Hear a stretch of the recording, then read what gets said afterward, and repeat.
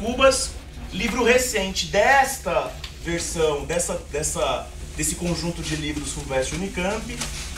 A última vez que foi Brás Cubas no vestibular da Universidade de São Paulo foi em 2003. Então você sabe que Machado, Camões, essa de Queiroz sempre são presentes, pelo menos um dos três é sempre presente na lista da FUVEST e da Unicamp. O Machado de Assis, desde há mais ou menos uns 10 anos, ele não ficou fora de nenhuma lista da FUVEST, dada a importância que ele tem. Nosso principal autor, não é primordialmente do 19, mas nosso principal autor da literatura, diga-se de passagem. O livro que nós estamos vendo aqui é o Memórias Póstumas de Brás Cubas, certo? Eu peguei várias passagens, várias cenas aqui do livro, eu peguei na verdade do filme. Isso daqui é a capa do filme, né, que isso daí foi, inclusive é um filme bastante bom, não é um filme ruim. Aqueles que assistiram não perderam seu tempo, né, assistindo, é um filme muito bom. Entretanto, eu faço já um comentário. Aquele que quiser assistir, que assista, vai agregar na sua leitura, agrega. Então ele não é um filme ruim. Todavia, a leitura do filme é que o filme fez uma opção, que foi a opção de fazer uma representação sobre o Memórias Póstumas pelo lado da comicidade, da graça, da comédia, que é uma opção. Então o tempo todo parece que é uma comédia o texto. O texto do Machado de Assis, ele não é uma comédia. O texto do Machado de Assis, ele vai se concentrar na ideia da ironia. Por exemplo, lendo Memórias Póstumas, em nenhum momento você gargalha. Mas que você tem aquela risadinha de canto de boca, quando você capta a ironia, aí você tem.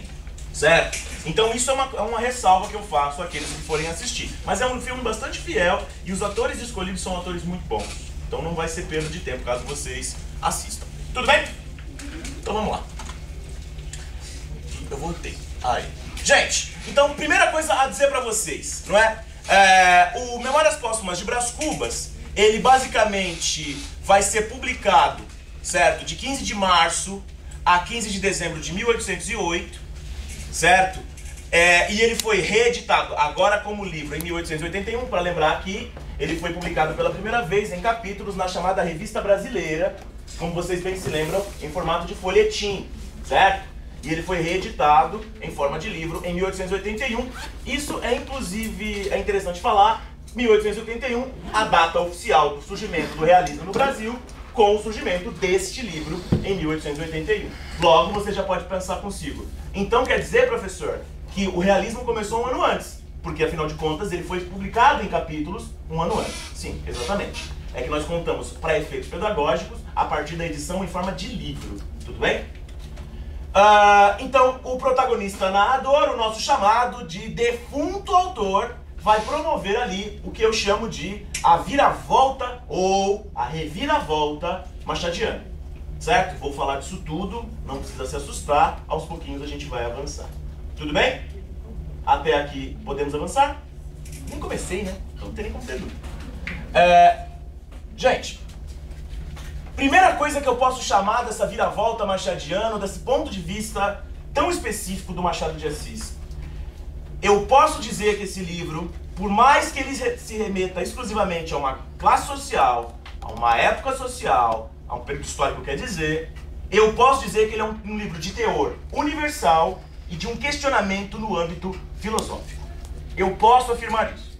Porque o Machado de Assis, na verdade, no decorrer do seu texto, ele vai articular sobre questões humanas, que não são localizadas exclusivamente na figura do Brás Cubas, mas que podem ser localizadas entre quaisquer indivíduos, seja ele de qualquer época da sociedade. Porque, inclusive, os condicionamentos históricos dali são condicionamentos históricos, mas que podem facilmente ser transportados para qualquer época, tal como, por exemplo, a nossa época contemporânea.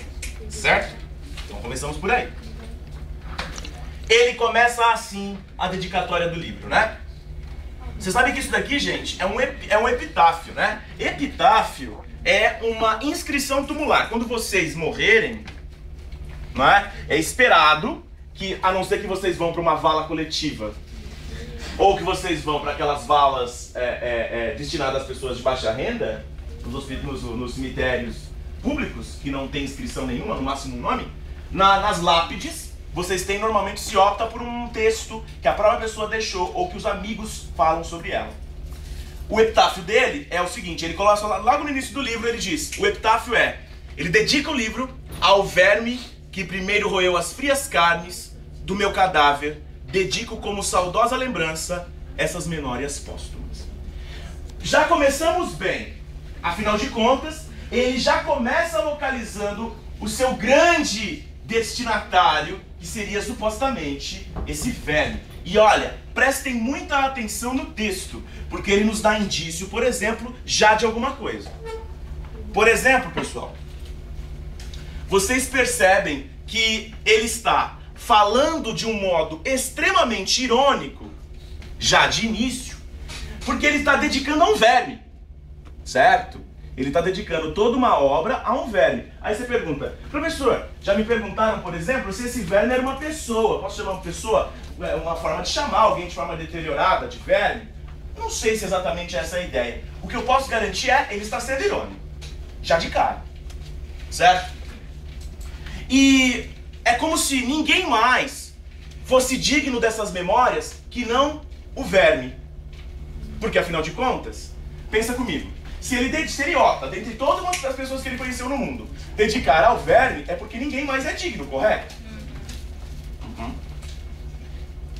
Já então posso dizer que isso é a sacada, em primeiro lugar, irônica, em segundo lugar, pessimista do Machado de Assis. Tudo bem?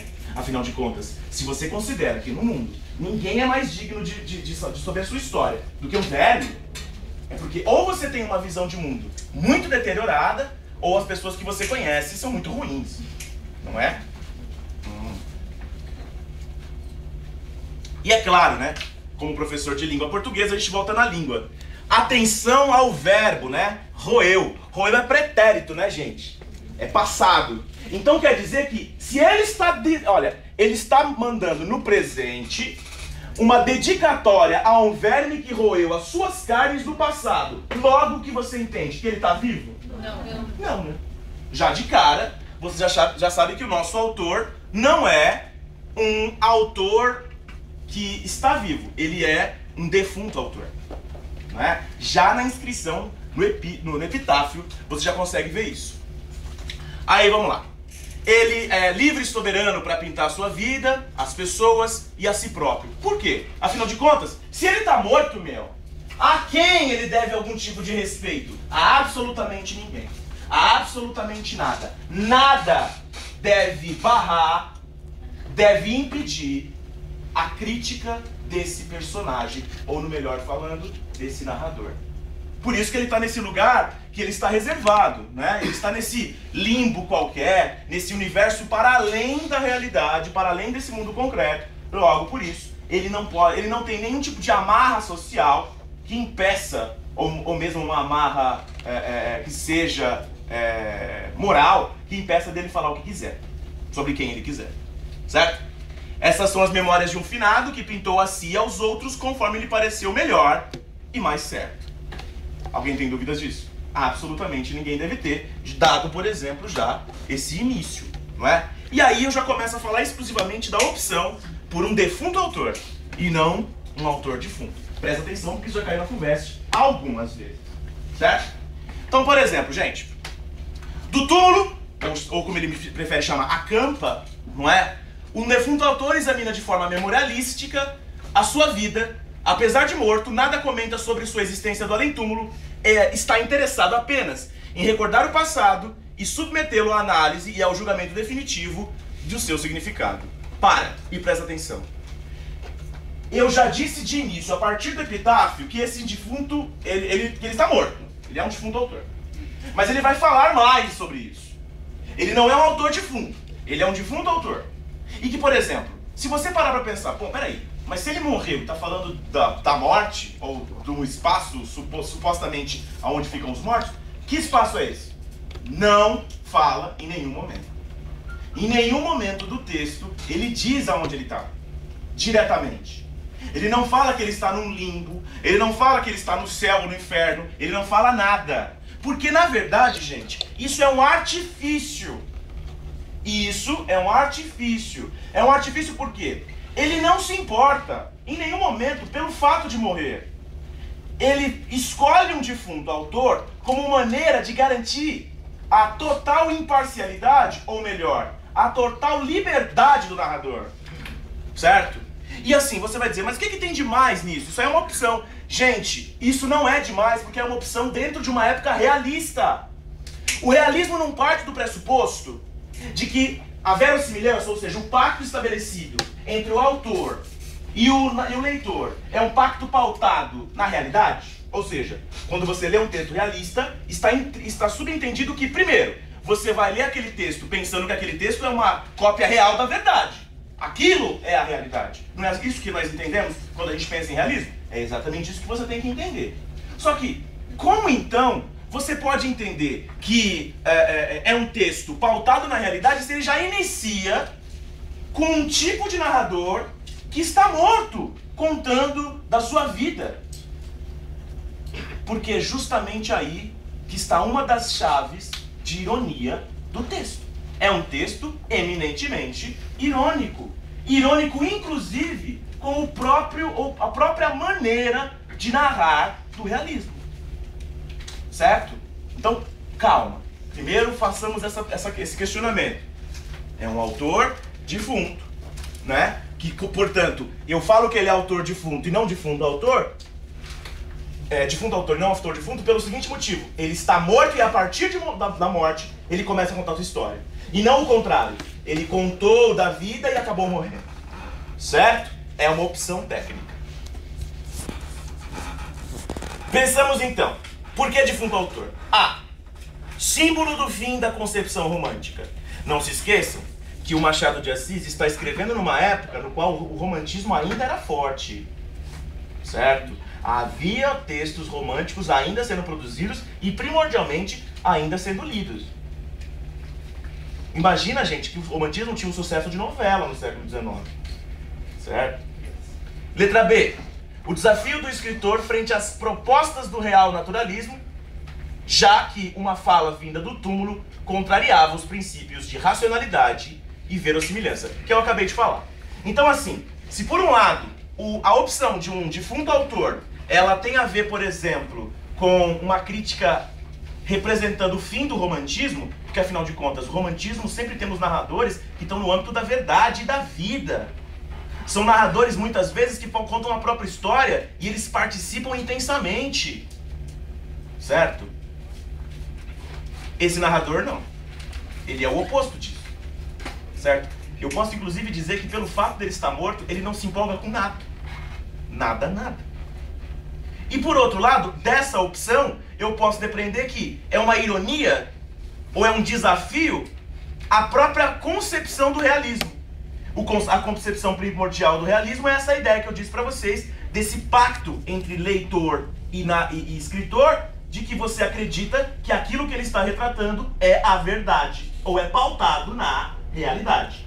O nome disso é racionalidade, ou a verossimilhança. Ele quebra com isso já de cara. Não acredite, portanto. É uma dica que eu já te dou. Tudo bem? Tudo bem? Por isso, defunto autor.